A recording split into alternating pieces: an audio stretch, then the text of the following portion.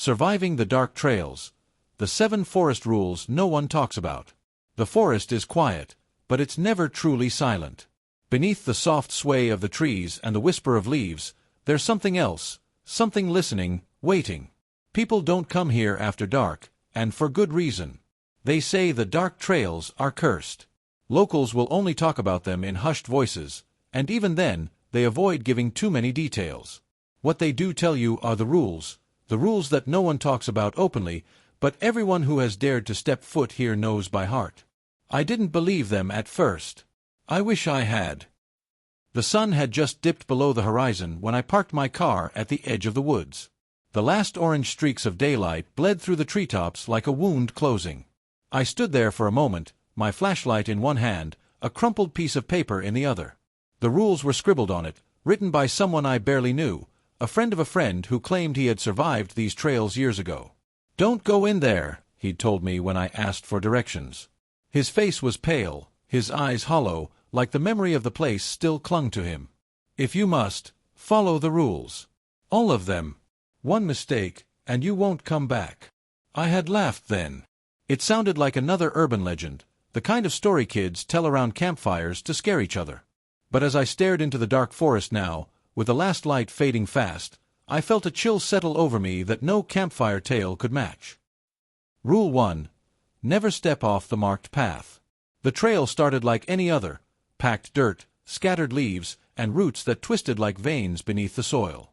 I turned on my flashlight and took a deep breath. I had come here to prove a point, to see if the stories were true. I was making a video log for my channel, hoping to capture something creepy for my viewers. Ghost stories, abandoned places, cursed lands, those videos always performed well. But even as I recorded my first few minutes, there was something off about this place. The deeper I went, the quieter it became. I'm not talking about the usual nighttime silence. This was unnatural. No crickets, no owls, just the crunch of my boots on the dirt. Every now and then, I caught myself glancing to the sides, where the flashlight beam revealed nothing but dark, skeletal trees stretching upward like jagged spears. At the 2-mile mark, I saw it, a narrow, overgrown path leading off into the trees. It looked like it hadn't been used in years, but I felt an odd pull toward it. Something about the way the shadows pooled there, thicker and darker than anywhere else, made my heart pound. I took a step forward. Then I remembered the rule. Don't step off the marked path.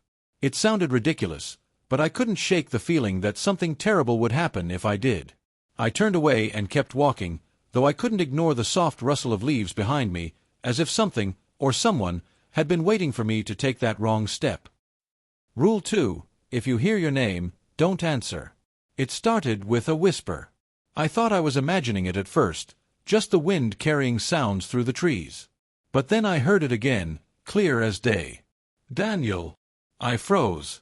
My name echoed softly, like it had come from far away, but there was something off about the tone. It wasn't a voice I recognized, it wasn't even quite human. There was a faint rasp, like someone speaking through broken glass. I turned in a slow circle, scanning the trees with my flashlight. Nothing. "Daniel, come here." My throat went dry. I tightened my grip on the flashlight and shook my head. "Nope," I muttered to myself, forcing a nervous laugh. "Not falling for that." I picked up my pace, every instinct screaming at me to get as far away from that voice as possible. I didn't answer. I didn't even think about it. But the sound followed me, drifting through the trees like smoke. I could swear it was getting closer. Rule 3. Do not look at the man in the hat. I didn't see him at first. I was too focused on the trail, too busy ignoring the strange noises. It wasn't until I stopped to take a breath that I noticed him. He stood about 20 feet ahead, perfectly still, as if he had been waiting.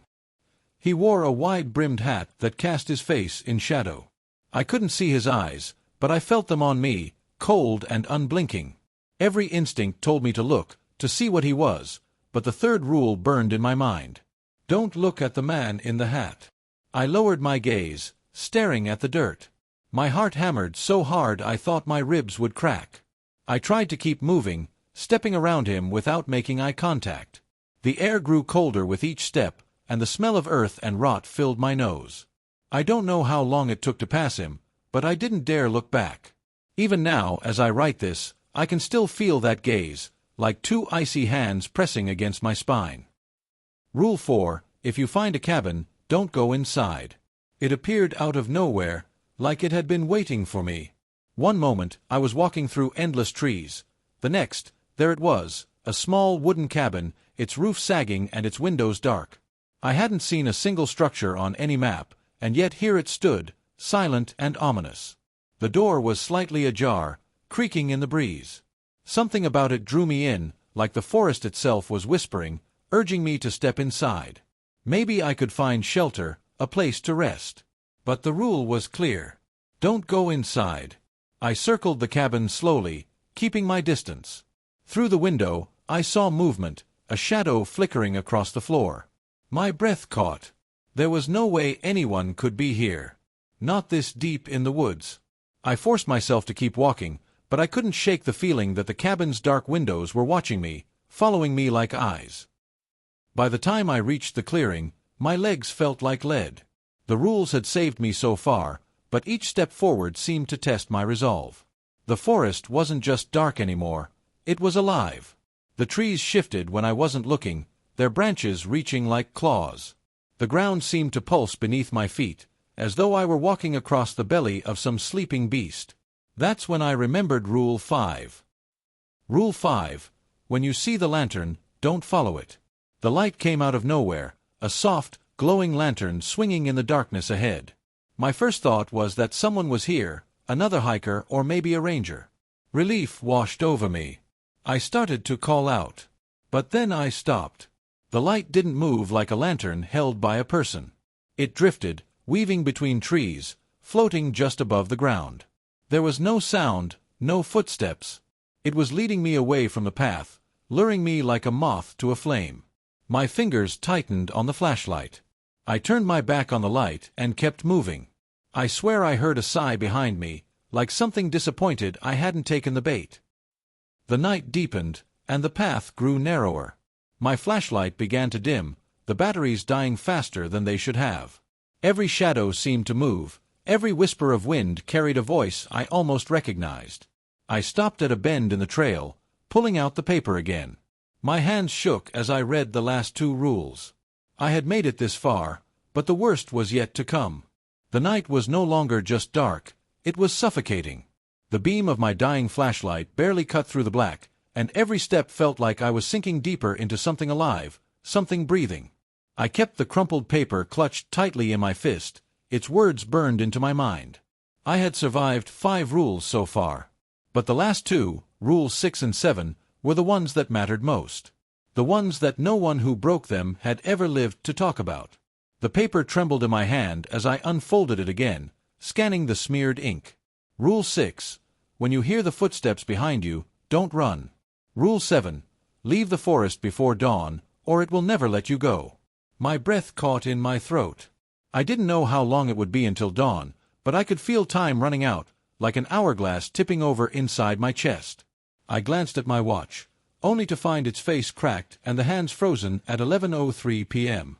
I hadn't noticed that before. Panic crawled under my skin.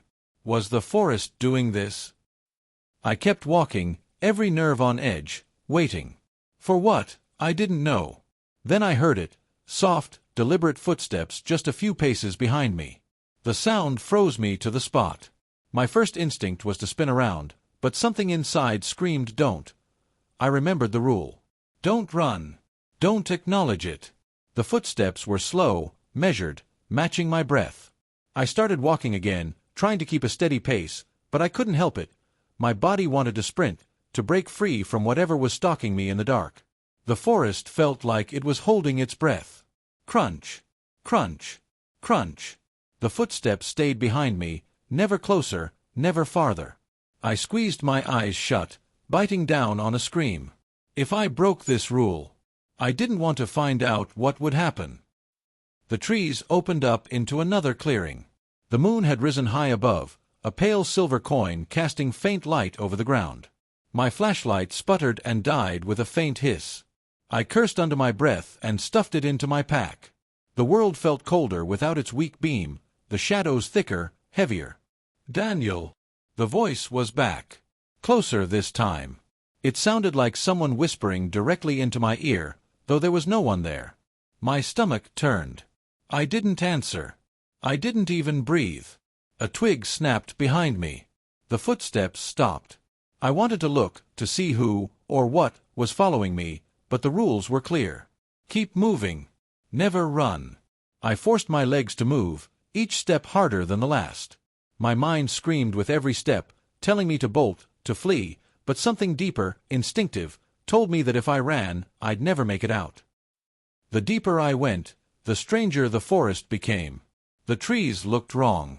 Their bark seemed to ripple as if alive, and their branches creaked with a sound that wasn't quite the wind. In the distance, I thought I saw shapes moving, long, thin figures weaving between the trees. I blinked, and they were gone. By the time I reached a fork in the path, I was drenched in sweat.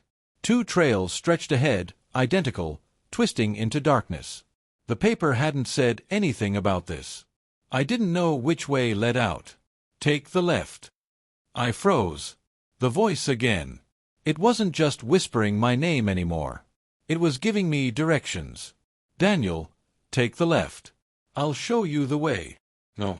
I wasn't going to listen. That voice wasn't human. I could feel the malice in it, like poison dripping into my ears. I chose the right path and pushed forward, ignoring the sharp guttural sound that erupted from behind me, something between a scream and a growl. Minutes, or maybe hours, passed. Time didn't feel real anymore. My phone was dead, my watch broken, and my flashlight useless. The forest had swallowed me whole. My only anchor was the rules and the hope that dawn would come before I lost my mind. Then I heard it again. Footsteps. Slow, deliberate, just a few steps behind me. I clenched my teeth so hard my jaw ached. My body wanted to run, but I forced myself to walk. 1 step at a time. My pulse was a drumbeat in my ears. Crunch. Crunch. It felt like the thing behind me was waiting, testing me. I didn't know what would happen if I broke the rule, but I wasn't about to find out. Suddenly, the path ended. I stopped dead. In front of me was a fallen tree, massive and twisted, blocking the way forward. My heart pounded. I couldn't step off the marked path, but I couldn't go back either, not with it behind me. The footsteps stopped again. I turned my head slightly, just enough to glimpse a shape in my peripheral vision. It stood there, tall and wrong, its body too thin, its arms too long, its head tilted unnaturally to the side. I didn't dare look directly at it. Slowly, I climbed over the fallen tree, careful to stay where the trail continued on the other side. As soon as my feet hit the dirt again, the footsteps resumed. I don't know how much longer I walked, but the forest seemed endless. My legs burned, and every breath felt like knives in my lungs. Then I saw it. Through the trees, a faint light glowed. Not a lantern this time, but something brighter, like the promise of an exit. My heart soared. I quickened my pace, ignoring the footsteps that still haunted me. But as I drew closer, the light shifted. It wasn't sunlight. It wasn't even firelight. It was something else. A pale, blue glow seeping out from between the trees, pulsing like it was alive. The closer I got, the colder the air became. My breath came out in frosty plumes. And then I heard it, low, guttural whispers, a dozen voices all speaking at once, though I couldn't understand the words. I stopped. Every part of me screamed not to go any closer. This wasn't the way out. This was something else. Something waiting to swallow me whole. I turned back to the path, but now the footsteps weren't behind me, they were ahead. "Daniel!" The voice was louder now, almost mocking.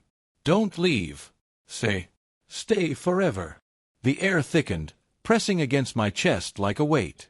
I felt dizzy, disoriented. I clutched the paper again, the rules my only lifeline. Rule 7. Leave the forest before dawn, or it will never let you go. But how? The trails twisted endlessly, looping back on themselves. I could feel the night stretching longer, like time itself was bending, keeping me trapped here. I needed to find the way out. I needed to keep moving. The trees shifted again, and this time I saw it clearly. A figure stood at the end of the path, holding a lantern. Not floating this time. It was a man, or something pretending to be one. He was tall, with skin pale as ash, and a smile too wide for his face. His eyes were black voids. He lifted the lantern, beckoning. "This way," he whispered. His voice was smooth, almost kind. "You're so close. Come with me." My blood turned to ice. I remembered the fifth rule. Don't follow the lantern. I turned and ran, not sprinting, but walking as fast as my legs would allow, my teeth clenched so hard they hurt. Behind me, I heard laughter. It wasn't human. It was a sound that didn't belong in this world, high-pitched and hollow, like broken glass shattering over and over. I didn't look back. By the time I reached another clearing, I was shaking so hard I could barely stand. I sank to my knees, sucking in cold air, my eyes scanning the trees for any sign of dawn. Nothing. Just darkness. Endless darkness. But then, faintly, I saw it, a sliver of light on the horizon. Was it morning? Or another trick? I didn't care. I had to try. The sliver of light on the horizon seemed too faint to be real. It could have been a trick, a part of the forest's twisted game to lure me deeper into its grasp. But the coldness of the night, the dread that had settled in my chest, told me that I couldn't waste any more time. The whispers, the footsteps, and the laughing voice from behind, it was all becoming too much. I staggered to my feet, ignoring the protests of my exhausted muscles. The trees seemed to close in around me, their branches like claws, reaching out to snag my clothes, to drag me back into the shadows. I didn't stop. I couldn't. Not now. The light was real. I was certain of it.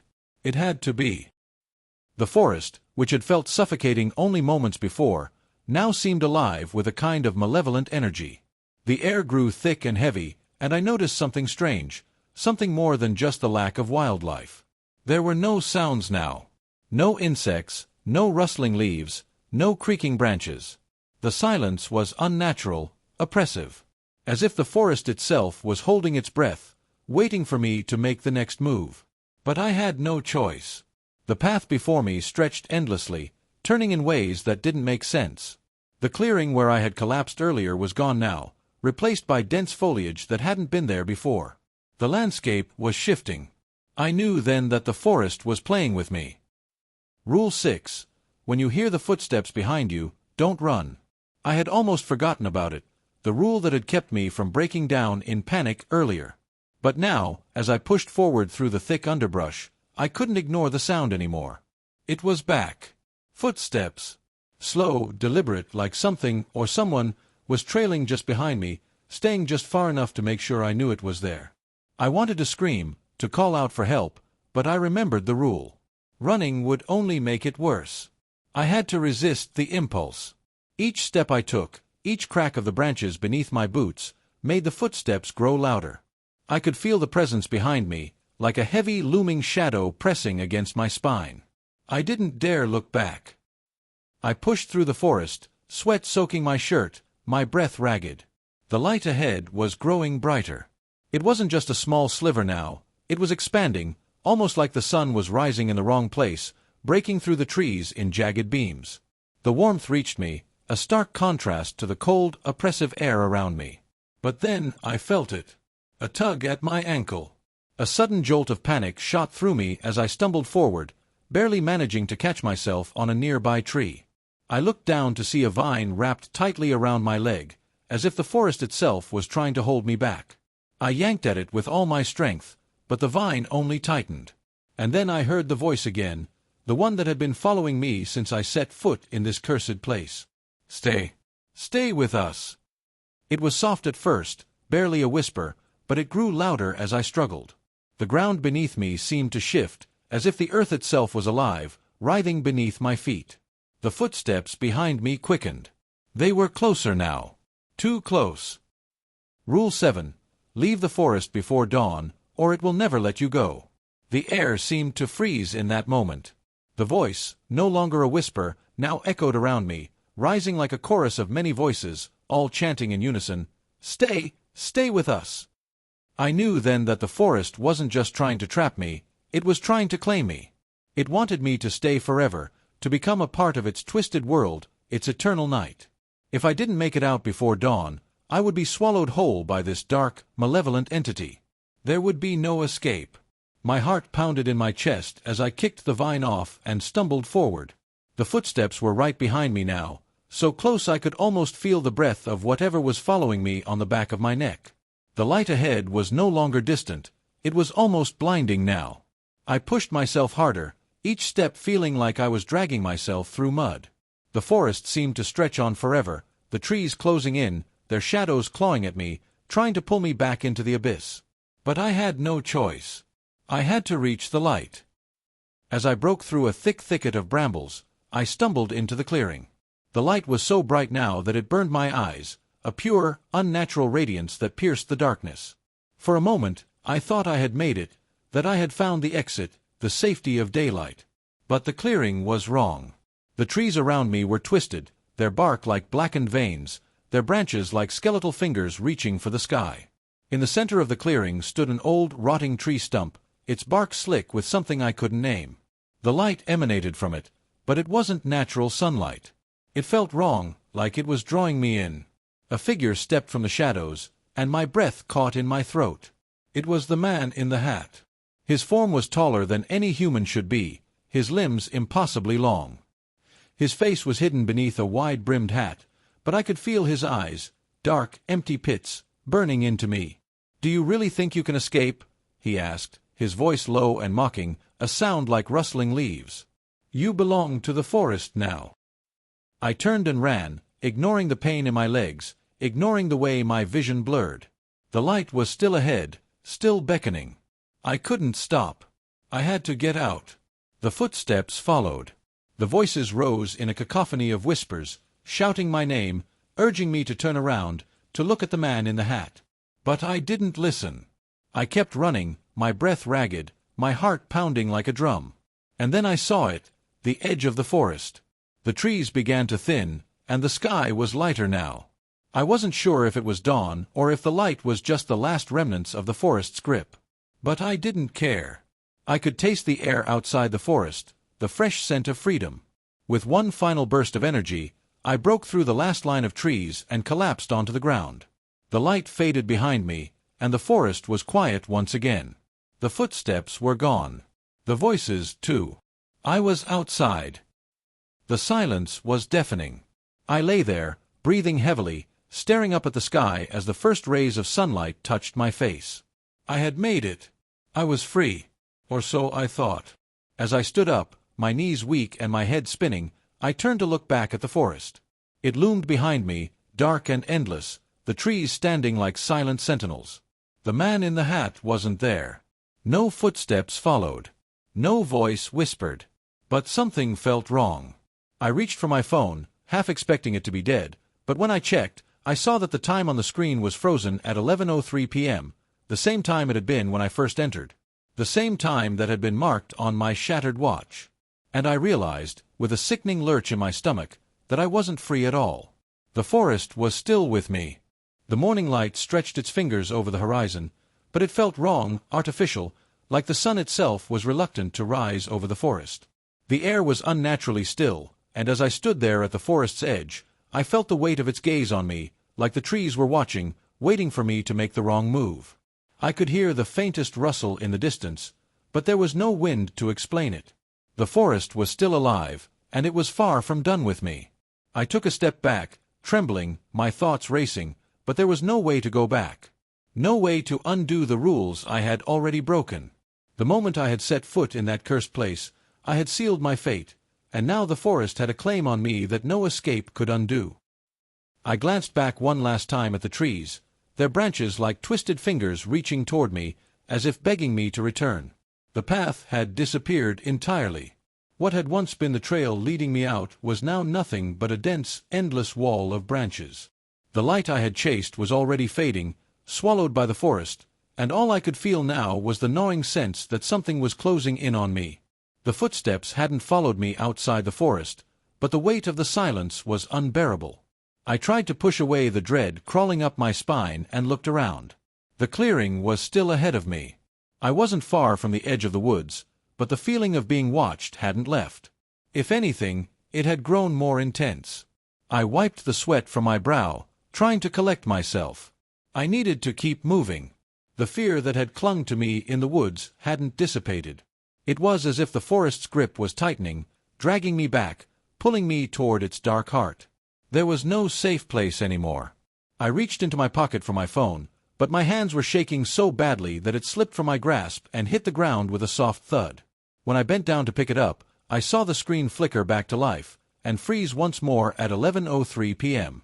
My heart dropped into my stomach. That couldn't be right. I checked the battery, then the time zone, then the date. Everything was normal, but the time remained unchanged. I'd been outside the forest for at least 20 minutes, yet the time had frozen, as though I had never left. Panic set in as my mind raced through the possibilities. It couldn't be. Was I back in the forest? Was it some twisted trick the woods were playing on me? Had the rules of the forest followed me beyond its borders? I turned around, the trees towering over me like a dark wall. The clearing was empty, devoid of any sign of life. Yet the shadows seemed darker here. They seemed to stretch further than they should have, like the very landscape had been warped. There was no sound, no birds, no insects, nothing to indicate that I had truly escaped. I gripped the phone tighter, but my breath hitched when I noticed something new, something I hadn't seen before. The man in the hat. He was standing at the edge of the trees, his tall frame almost blending into the shadows. His face, still hidden beneath the brim of his hat, seemed to flicker in and out of view, like he was both there and not there at the same time. I couldn't see his eyes, but I could feel them, cold and endless, like two pits of darkness that threatened to swallow me whole. He wasn't following me. He wasn't moving. But his presence was undeniable. He was waiting for me, watching me. And the longer I stared, the more certain I became that he wasn't just a part of the forest. He was a part of me now. I took a hesitant step back, and the moment I moved, the man in the hat shifted, his form dissolving into the shadows like smoke. I didn't know what to do. The rules, those rules, had led me here, but they hadn't prepared me for this. Hadn't prepared me for the lingering presence that would follow me even when I thought I had escaped. Don't go back, I reminded myself, clutching the phone tighter. The man in the hat couldn't be real. None of it could be real, right? Maybe the forest was just playing with my mind, toying with my fear. But as I stepped backward, the sounds of the forest came to life around me. The wind picked up, rattling the branches above my head, and a low, guttural growl echoed from somewhere deep within the trees. I felt the ground shift beneath my feet, and when I looked down, I saw something that made my blood run cold. Roots. Thick, twisting roots snaked up from the ground, crawling toward my feet, like they were trying to drag me back into the earth. I jumped back, but it was too late. The ground began to tremble as the forest roared in protest. It wasn't just a forest anymore. It was a living, breathing creature, hungry and malevolent, and it wanted me back. The footsteps were back, but this time they were louder, closer, faster. I didn't look to see who, or what, was behind me. I just ran. I ran harder than I had ever run in my life. Every step was a battle to break free from the forest's grasp, but with each stride, the forest seemed to fight harder. The air became thick with the smell of damp earth, and I could hear the rustling of leaves around me, as if the forest itself was closing in. My breath came in short, ragged gasps as I stumbled through the underbrush, pushing branches out of my way, running blindly into the unknown. The shadows seemed to reach for me, their fingers brushing against my skin, leaving a trail of coldness wherever they touched. I glanced behind me. There was nothing. The man in the hat wasn't there. But I could still hear the footsteps, louder now, coming from every direction. I couldn't outrun them. I couldn't escape. I needed to get out. And then, I saw it again, the edge of the forest. It was close now, the trees thinning, the faintest hint of daylight peeking through. I pushed forward with everything I had left, stumbling out of the forest's grip, my heart pounding in my chest like a drum. As I broke free from the forest, I collapsed onto the ground, gasping for air. The sunlight that kissed my skin felt wrong. It was harsh, unnatural, like the forest was still holding me in its grip, even as I lay on the edge of it. The world beyond the forest seemed unfamiliar. The air felt different, colder, as if I were in a place I didn't recognize. I turned around and looked at the trees behind me. They loomed, dark and ominous, as if they were warning me to never return. But I had to know. I reached for my phone again, but this time, it was different. The screen was black. No time. No date. Just a void. The same darkness that I had seen in the forest. It was then that I realized something horrifying. The forest hadn't let me go. I hadn't escaped. The rules had been broken. The time had frozen. I wasn't outside anymore. I was still in the forest, still trapped within its cursed boundaries. The world I had thought I had returned to wasn't real. I turned around. The trees were still there. But now, I couldn't see a way out. There was no path. No light. Just darkness. And in the distance, I heard a voice. "Welcome back." The voice was unmistakable, its whisper slithering into my ears like a serpent. "Welcome back." I froze, my blood turning to ice. It wasn't just a voice, it was everything. It vibrated through the ground, in the trees, in the air around me. I could feel it in my chest, my stomach, the pit of my soul. The forest, I realized with sickening clarity, wasn't just alive. It was conscious, aware of every step I took, every breath I drew. And now, it knew I had broken its rules. Now, it had me. I whipped around, but there was nothing behind me, no figure lurking in the shadows.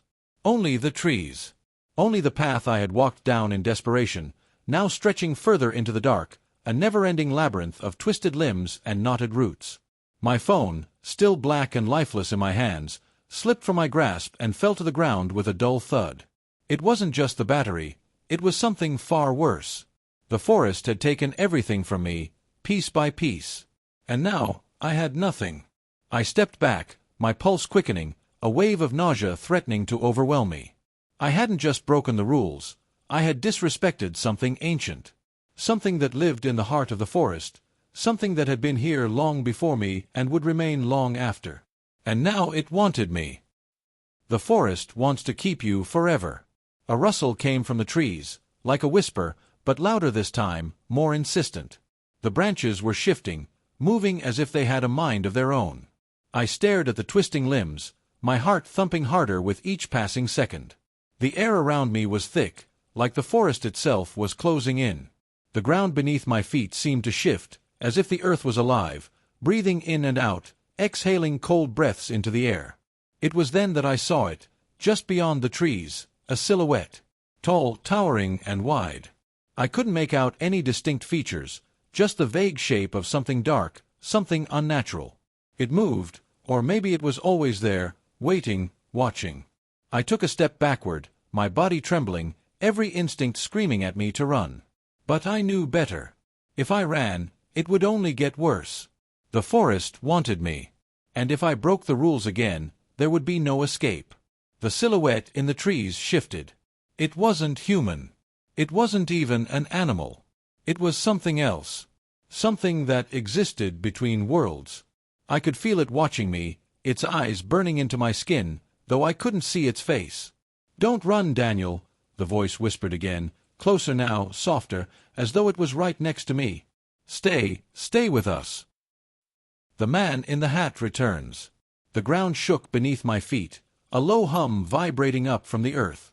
The trees around me seemed to bow toward the center of the clearing, forming a circle, enclosing me in. The path I had taken to the edge was gone, replaced by a wall of thick, gnarled trees that blocked any escape. The forest wasn't just alive, it was alive in a way that made my skin crawl. It was watching me, anticipating my next move. And then, just when I thought it couldn't get worse, I saw him. The man in the hat. He emerged from the shadows of the trees, his figure impossibly tall, his presence suffocating. I could feel the cold radiating from him, even from a distance. His eyes, those empty, endless pits of blackness, pierced through me. I didn't need to look at him to know he was there. I could feel him in every fiber of my being. He raised a hand, slowly, deliberately. "Come closer," he said, his voice a low rumble that vibrated through my bones. I didn't want to move. I didn't want to go any closer. But I could feel the forest pushing me toward him. The wind picked up, swirling around me, carrying the whispers of the trees, urging me forward. I stepped back, but it didn't matter. The man in the hat wasn't just in front of me. He was all around me, his presence suffocating, like a fog rolling in, thick and oppressive. Breaking Rule 7. The forest never lets you go. The trees bent toward me, their branches reaching like fingers, beckoning me forward.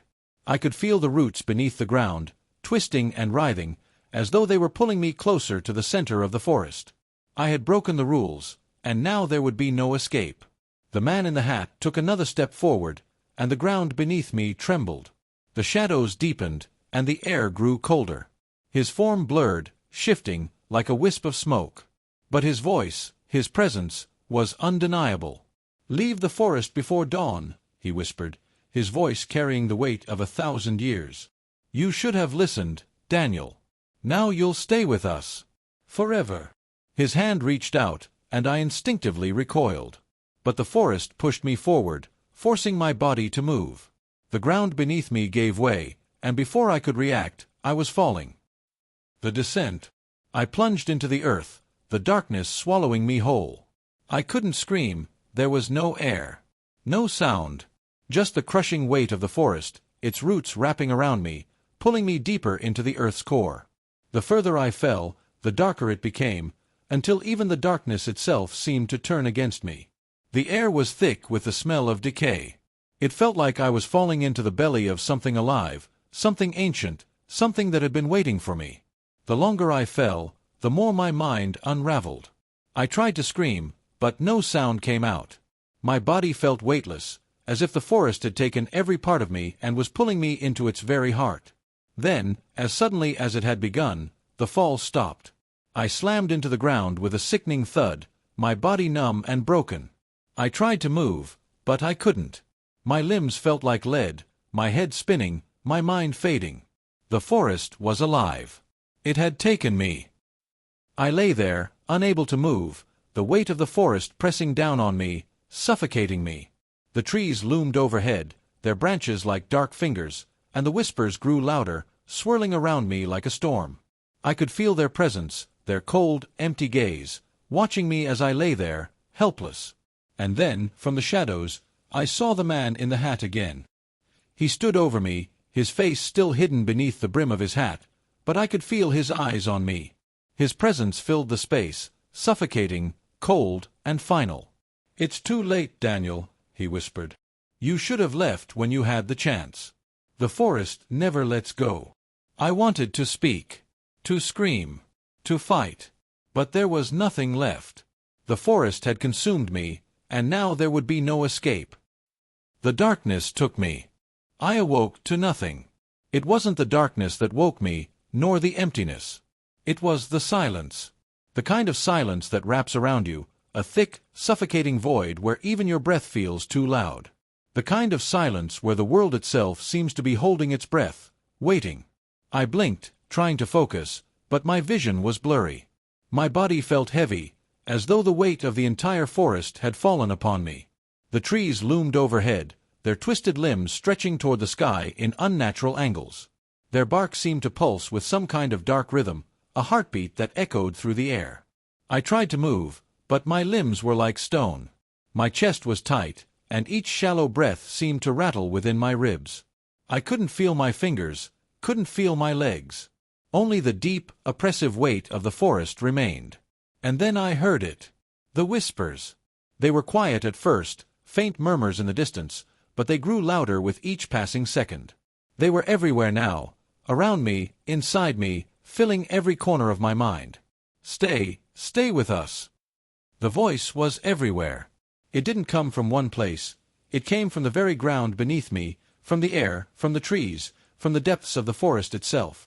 The words didn't just echo, they breathed. I had heard them before. I had felt them before. They were the forest's call. The call of something ancient, something evil. And now, I was trapped in its grip. I wanted to scream, to fight against it, but I was too weak. Too trapped. I could feel the roots, thick and gnarled, burrowing into the ground beneath me. They were no longer just part of the forest, they were part of me. They wrapped around my body, their cold tendrils weaving through my chest, down my arms, through my legs. The forest was pulling me deeper into the earth, taking me into its heart. The weight of it all, the trees, the roots, the whispers, was crushing. The man in the hat was there again. I could feel him even if I couldn't see him. He was watching me from the shadows, his presence suffocating, cold. "You can't escape now," his voice rumbled low and steady. "The forest doesn't just want you, Daniel. It owns you." The words hit me like a hammer, a sickening truth that crushed any remaining hope. The forest hadn't just trapped me, it had claimed me. It had become a part of me, like an infection, feeding off my fear, my despair. There was no escaping it. No escape from the rules. I was caught in its web. The final rule: there is no escape. The trees closed in around me, their gnarled branches stretching, narrowing the space until I could barely breathe. The roots pulled harder, as if they were trying to drag me into the very earth itself.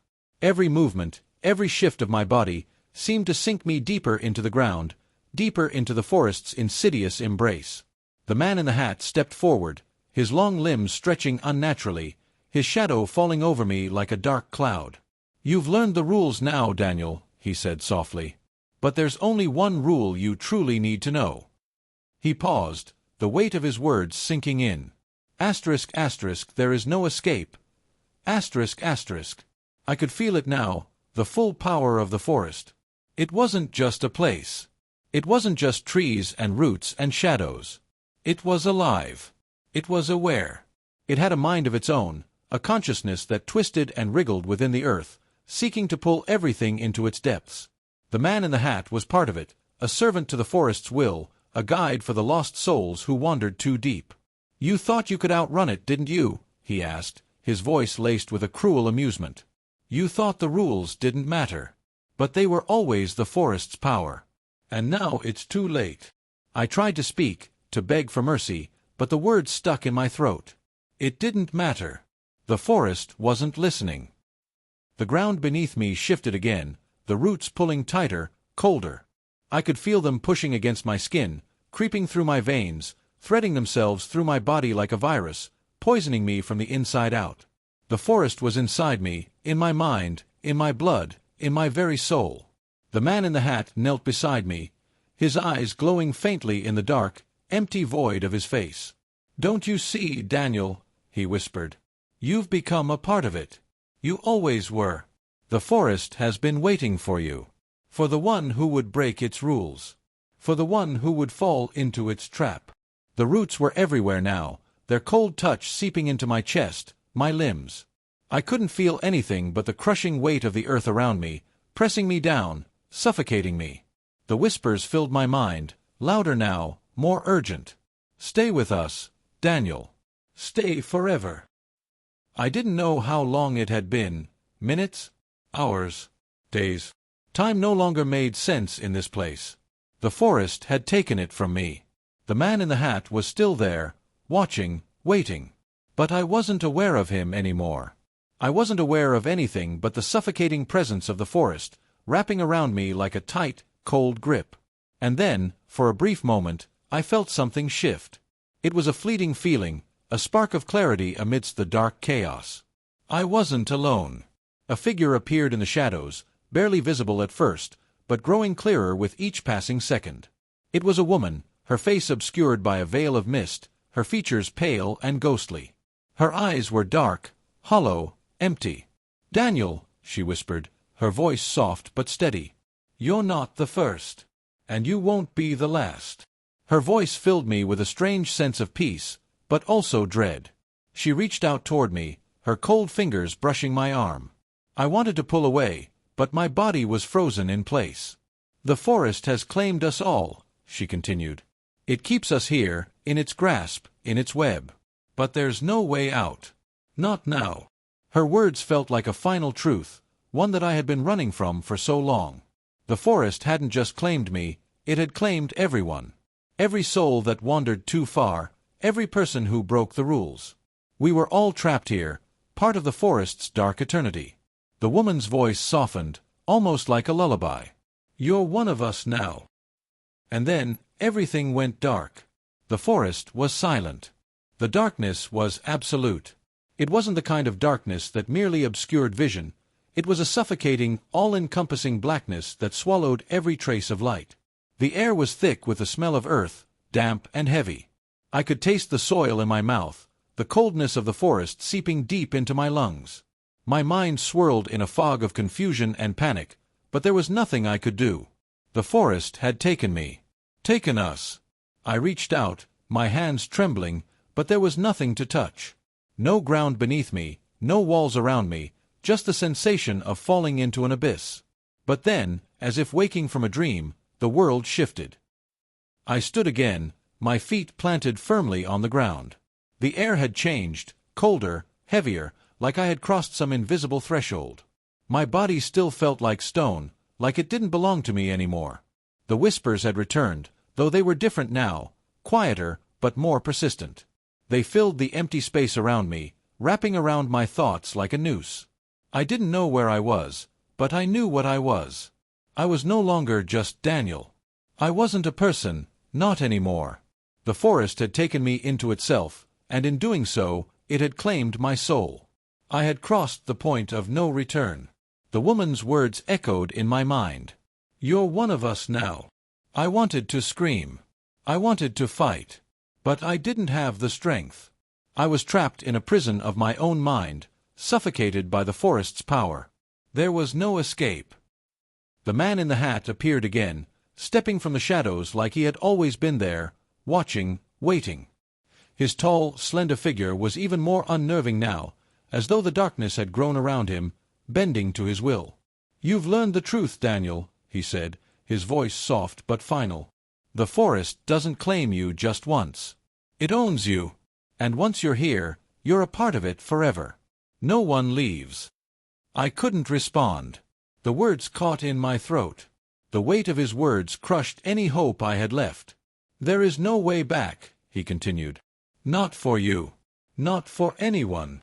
His empty eyes bored into me, and for a moment I could feel them, like icy fingers digging into my soul. It wasn't just the forest that kept me, it was him. He was its agent, its embodiment. A creature born from the heart of the forest, bound to it for eternity. "Welcome to your new home," he whispered, his voice lilting, almost like a mockery. "You'll never leave." I wanted to fall to my knees, to beg for release, but there was no strength in my body. I was not the man I used to be. I was part of the forest now, a piece of its dark puzzle. My body, my mind, everything I was, had been consumed by its endless hunger. But there was a flicker of something. A momentary spark, a tiny shard of resistance deep inside me. Maybe I could find a way out. The thought felt fragile, like a dying ember in the wind. But it was enough. I clenched my fists, even though I couldn't feel my fingers. I forced my body to move, to fight against the overwhelming presence of the forest. The ground around me trembled, and the trees seemed to breathe, their roots shifting beneath my feet. The air grew thicker, colder. The whispers increased, growing louder, more insistent, clawing at my mind. I wanted to shut them out, but they kept coming, pressing against my skull, suffocating me. I could feel the pull, the draw of the forest's heart. It was irresistible, like a magnet, and I could feel it pulling me deeper, further into its depths. Every step I took felt like I was walking into the void, the world around me darkening with each movement. But I had to keep going. I didn't know how long I walked through that endless darkness. The trees shifted in impossible ways, their gnarled limbs twisting and changing with each step I took. The path was never the same. The forest was alive with movement, with whispers, with promises of eternal entrapment. But I had to fight. I pushed forward, step by agonizing step, each movement heavy with the weight of the forest's power. The whispers surrounded me, the voices growing louder, more frantic. "Stay with us," they chanted. "Stay forever. Forever." I could feel the man in the hat watching me. His presence hung in the air like a storm cloud, dark and foreboding. "You're running, Daniel," he called out, his voice barely more than a whisper in the vast emptiness. "But you can't outrun the forest. You can't outrun me." I didn't listen. I couldn't listen. I had to escape. The trees loomed closer now, their bark twisting into grotesque shapes, their branches forming twisted faces, eyes glaring down at me. The forest had become something more than just a place. It was a nightmare, a living, breathing entity, its roots twisting through every corner of my mind, every corner of my soul.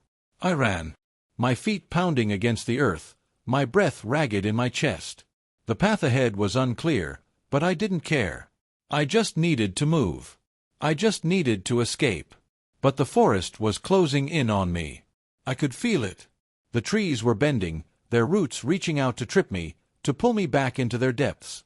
The whispers grew louder, turning into a cacophony of voices, filling my mind with their insistent chant. Stay with us, forever. The ground began to quake, and I stumbled, falling to my knees.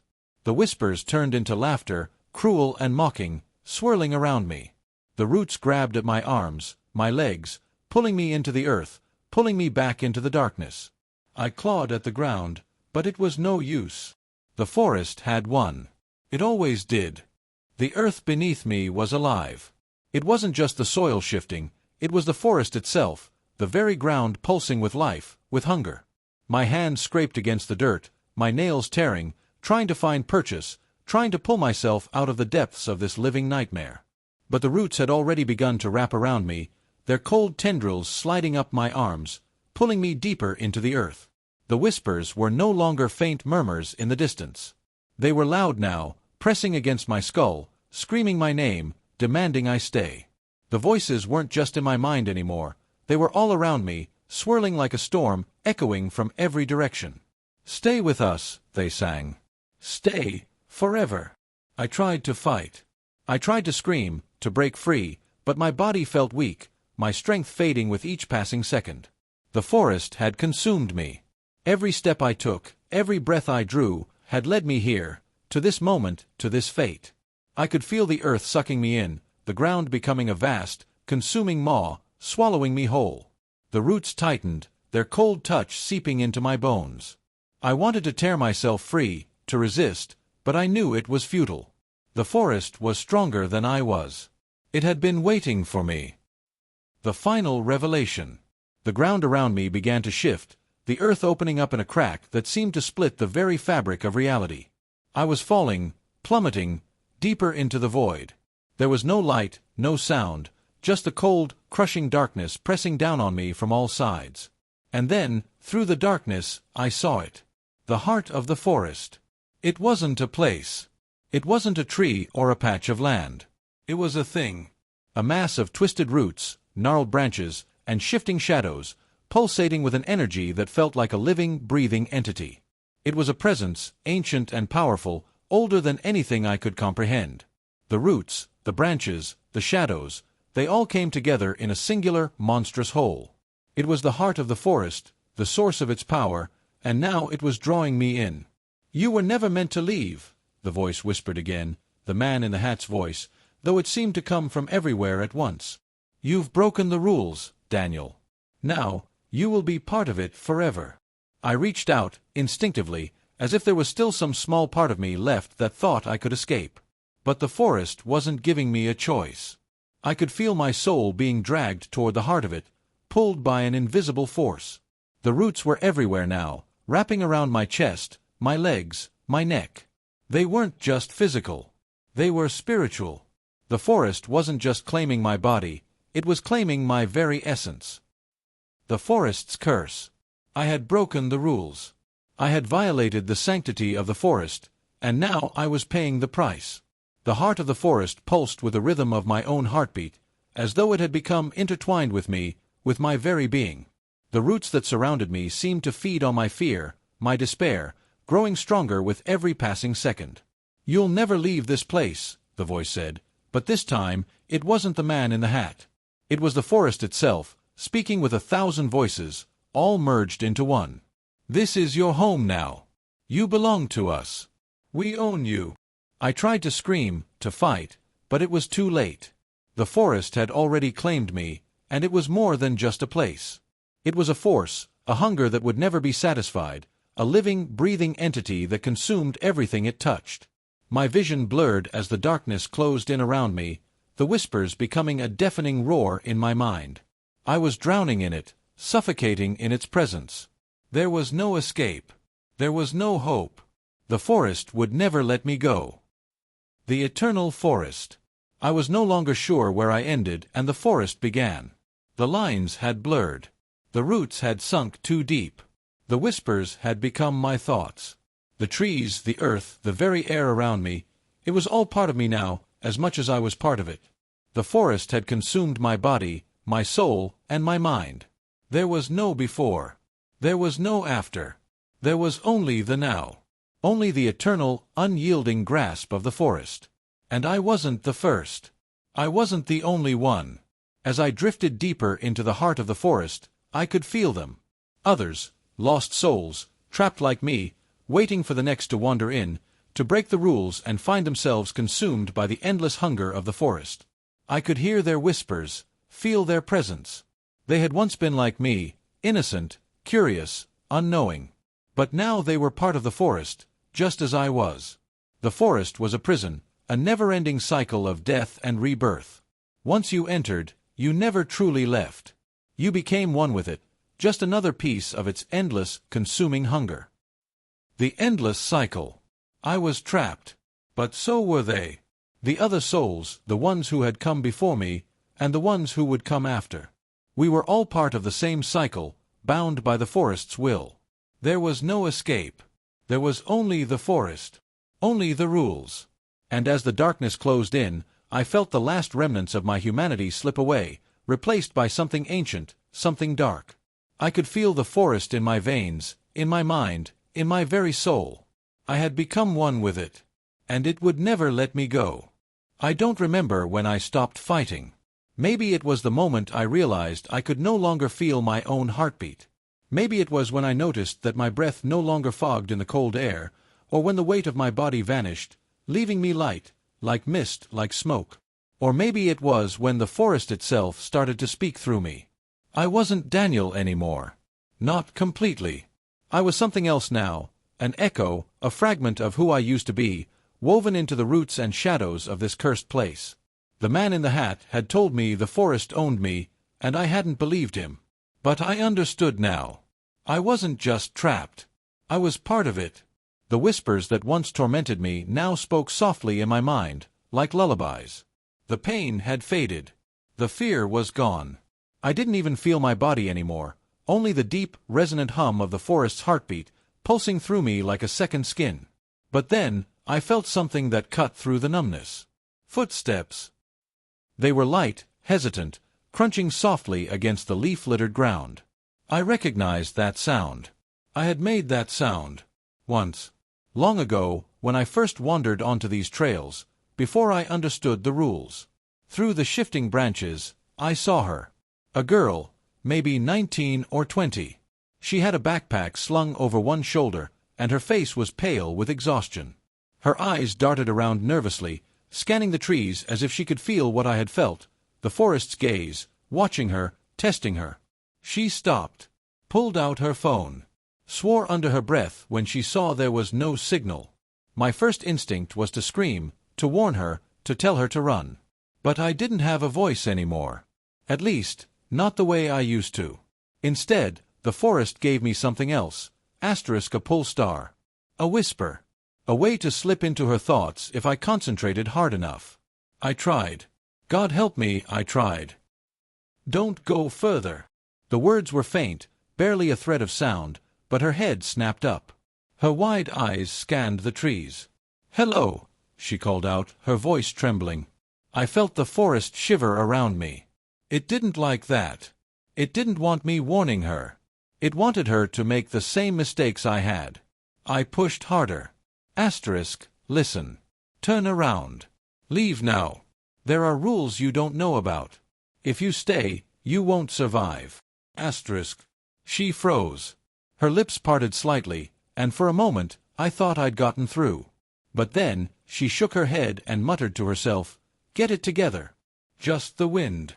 She kept walking. No. The rules whisper again. The shadows moved ahead of her, curling like black smoke, forming shapes I recognized all too well. A crooked sign appeared just beyond the trail, one that hadn't been there seconds before. It was the same sign I had seen. 7 forest rules. Read before entering. The girl stopped, frowning. Her eyes scanned the text carved into the wood. She read them aloud, her voice quiet but steady. 1. Do not enter after dark. 2. Never look for where the footsteps come from. 3. Don't speak to anyone you see past the 3rd mile. She stopped. Her brow furrowed. Who writes this stuff? She murmured, running her fingers across the letters. She didn't finish the list. The man in the hat was standing just beyond the sign, barely visible through the haze of shadows. He didn't move, but I felt his presence like a weight on my chest. I could feel him looking at me, or through me. She's mine now, he whispered, and the forest vibrated with his words. You can't save her. The fight to warn her. I surged against the forest's grip, forcing myself closer to her. Every movement felt like tearing against invisible chains, like the roots themselves were slicing through me, trying to hold me back. I wanted to scream, to tell her to turn around, to run. But all I could manage was a whisper. Don't go past the sign. She turned again, her eyes wide. Who's there? Her voice trembled. I could tell she was already on edge. I tried again. Please. Leave. The forest isn't what you think. It doesn't want you to leave. This time, she froze. I could see her hands trembling as she reached for her phone again, as though she wanted to call someone, anyone, but the screen stayed dark. I remembered that same panic, that same helplessness. The man in the hat tilted his head, the brim of his hat catching the faintest glimmer of light. She won't listen to you, he said. They never do. The forest tightens its grip. The girl took another step forward. I felt the forest shift with her movement. The ground beneath her feet was alive, trembling, hungry. The shadows moved closer, coiling like snakes around her legs, unseen by her but so clear to me.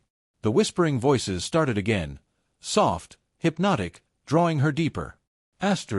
Come. Come see the heart of the forest. I fought to push forward, to scream. No. Don't listen to them. She paused. For a moment, she looked back over her shoulder, her eyes scanning the trees, as though she sensed someone, there with her. Then, just like that, she stepped past the sign. The man in the hat smiled.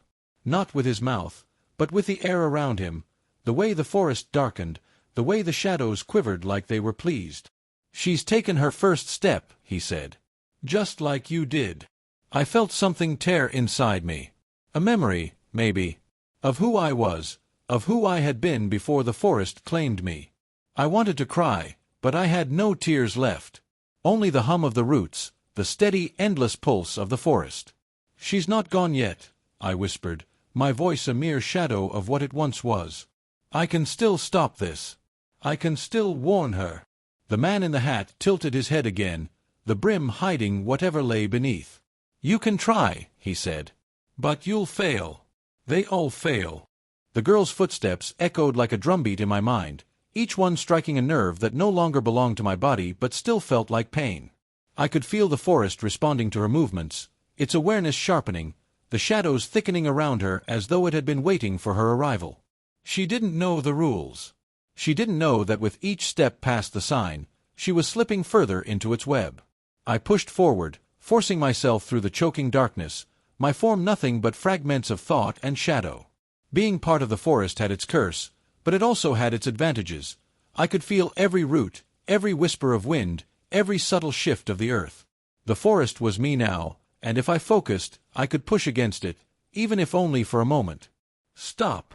I tried to shout, but what came out was a ripple of sound, a wind carrying my words through the trees. The girl spun around, her face pale, eyes wide. Who's there? She whispered. The 3rd mile. She walked faster, her panic clear in every frantic glance over her shoulder. I recognized the spot she was heading toward, the 3rd mile marker. I remembered what had happened to me there. The memory cut like a knife. That was the rule I had broken. Rule 3, don't speak to anyone you see past the 3rd mile. I saw them then, silhouettes drifting through the fog just ahead. They were tall and thin, their bodies swaying like reeds in a breeze that wasn't there. I knew their faces weren't human, though they might appear that way if she got too close. They were the forest's bait, the lost souls turned puppets, luring the living deeper into the dark. I moved closer to her, forcing my presence forward, the forest's weight clawing at me with every inch. "Don't talk to them," I whispered into her ear. She froze. "What?" Her voice was trembling. Asterisk, "Don't talk to anyone you see. Past this point, they're not real. They'll trap you." Asterisk. She whipped her head around, scanning the trees. Her voice cracked. Who are you?" The figures ahead stopped. Slowly, their heads turned toward her, and I felt a shiver of dread ripple through the earth. The figures approach. The forest went silent. Too silent. The wind died, the leaves stopped rustling, and even the whispers seemed to retreat into the background. The only sound was the crunch of the girl's boots on the trail, and the slow, deliberate steps of the shadowy figures. They were moving toward her now. I could see them more clearly.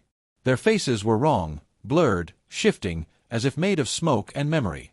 I knew what they would do if she spoke to them. They would pull her voice out of her throat, taking the last thing that made her human, leaving her a hollow shell. I forced myself closer, struggling against the forest's grip, every movement like tearing through tar. "Don't let them hear you," I whispered. Asterisk, "Turn around. Go back. Please." Asterisk. The girl backed away, clutching her backpack strap. "What are they?" she whispered aloud, as if I could answer her. The figures stopped. Their heads tilted unnaturally in unison, the sound of bone cracking echoing through the trees. Slowly, one of them smiled. The man in the hat appears. The air dropped several degrees, and I knew why before I saw him. He appeared between the shadowy figures, taller than all of them, his wide-brimmed hat hiding most of his face. But I could feel his eyes on me. On her. "You interfere again, Daniel," he said, his voice like the low rumble of thunder. "You never learn." I tried to stand my ground, but he was too powerful. Even as a ghost of the man I once was, I could feel the weight of his presence pressing me into the soil, crushing my will. "She's not yours," I said, my voice a weak hiss in the wind. "Let her go." He chuckled softly, the sound hollow and cold. She walked past the sign. "She's in my forest now. You know the rules. Once they step inside, they belong to me." The girl looked between the shadows and the man, her face pale and confused. "What's happening? Who are you?" "Don't talk to him," I shouted, my voice cracking like thunder through the trees. The forest tests her. The man in the hat stepped forward. The shadowy figures retreated, curling back into the mist as if bowing to their master. His gaze was fixed on the girl, his voice soft now, almost kind. "You're tired, aren't you?" he said. "You don't have to fight it. The forest will keep you safe. Just listen to me." She shook her head, backing away. "No. I don't know who you are. I just want to get out of here." "You can't," he said simply, his voice like iron. "The only way forward is through me. Through the rules." I pushed against the shadows, straining to reach her. Asterisk, "Don't listen to him. He's lying. You can still leave." Asterisk. She looked around, her breathing ragged. I hear you," she whispered. "Whoever you are. I don't know what's real anymore." "Everything here is real," the man in the hat said, his voice smooth as silk. "And if you don't listen to me, you'll regret it." The pull of the forest. The ground trembled. The trees leaned inward, their branches twisting like skeletal fingers. The air grew heavy, making every breath she took a struggle. I could feel the forest trying to claim her, just as it had claimed me. "Daniel," the man in the hat said, turning his attention back to me, his tone sharp. "This is not your place anymore. Stop fighting, or I'll bury you deeper than you can imagine." But I didn't back down. Asterisk, "Run." Asterisk, I screamed into the girl's mind. Asterisk, "Run now, before it's too late." Asterisk. She hesitated, glancing between the shadowy figures and the path behind her. For a single agonizing second, I didn't know what choice she would make. Then she ran. The forest erupted in fury. The trees roared like a living storm, roots shooting up from the ground, trying to snare her ankles. The man in the hat hissed, his form flickering like a shadow cast by firelight. "She won't get far," he growled. "And when I catch her, Daniel, you'll watch."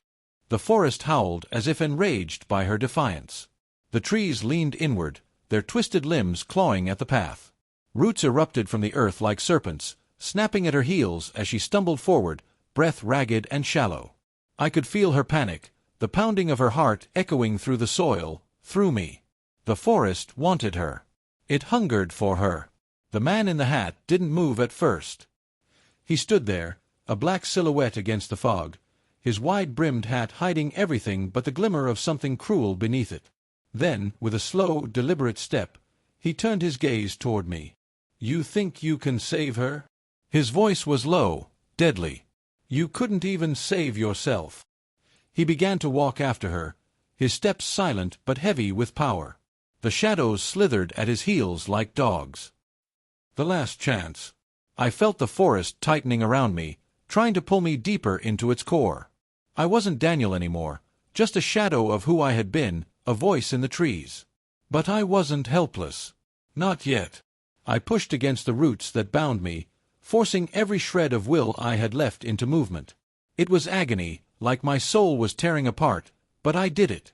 I surged forward, a wraith against the man in the hat. "Leave her alone," I hissed, my voice cutting through the wind.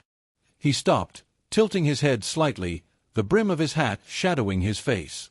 "You still don't understand, do you? The forest doesn't take those who don't belong here. She chose this path when she stepped past the sign. Just like you did." "She doesn't know the rules," I said, my voice trembling but firm. "She still has a chance." I didn't. His smile was slow and cruel. "Then you'll trade places, Daniel? Is that it? You'll take her place?" The bargain. The thought stabbed through me like lightning. Would I? Could I? My mind screamed yes, even as the forest whispered no. I moved between him and the girl's path, my form flickering like smoke. "Let her go. Take me instead. I'll stay. I'll follow every rule. Just let her leave." The man in the hat chuckled, and the sound made the trees shiver. "You're already mine, Daniel.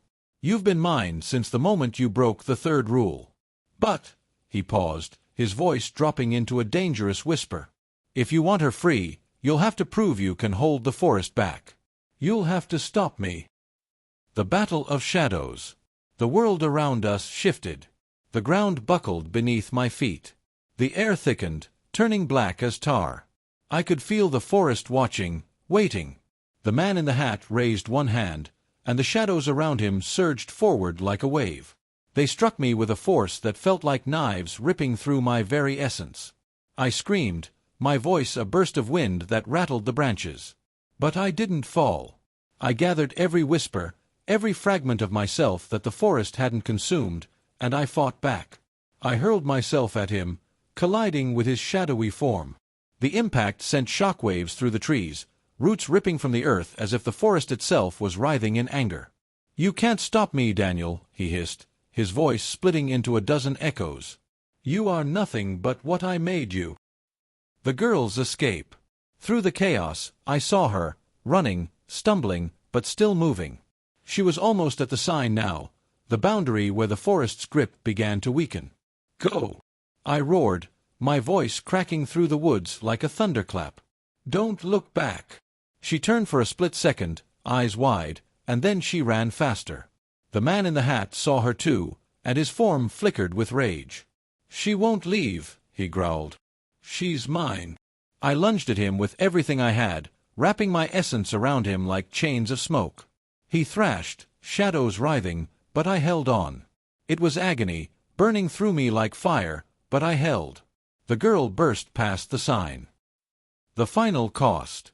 The moment she crossed that threshold, the forest shrieked. The trees recoiled. The ground split. It was as if the entire forest had been wounded. The man in the hat turned on me, his fury like a black storm. "You'll pay for this, Daniel," he hissed. "I'll bury you so deep the roots won't remember you." Before I could respond, the ground opened beneath me. Roots lashed out, coiling around me like snakes, dragging me downward. The last thing I saw was the faint silhouette of the girl, free, before I was swallowed whole. The forest's embrace. Darkness. Silence. But this time, it wasn't just silence, it was finality. I could feel the forest claiming me, burying me deeper than I had ever been, pulling me into its heart. The whispers no longer felt like voices. They felt like my own thoughts. Maybe that was the truth all along. Maybe the forest was me now. Maybe I was the next voice on the wind, waiting for the next wanderer to come too close, to break the rules, to fall just as I had. And when that time came, I would whisper the same words I whispered to her. Asterisk. Don't go further. Please, turn back. Asterisk. But I knew they wouldn't listen. No one ever did.